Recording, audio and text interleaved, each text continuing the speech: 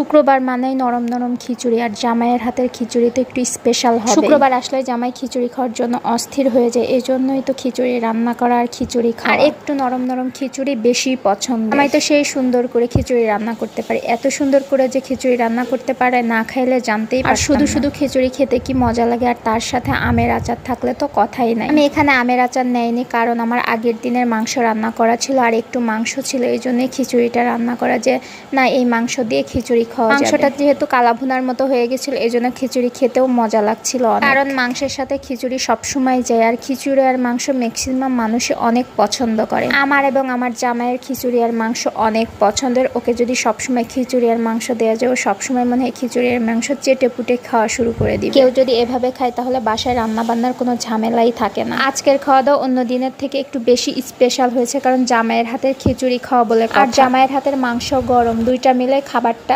দারুণ ছিল। অনেকে আফসোস করে জামাইয়ের হাতের রান্না খেতে পারে না, আর আমার কি কপাল, আমি সবসময় জামাইয়ের হাতের রান্না খেতে বেশি ভালোবাসি। এই তো জীবন।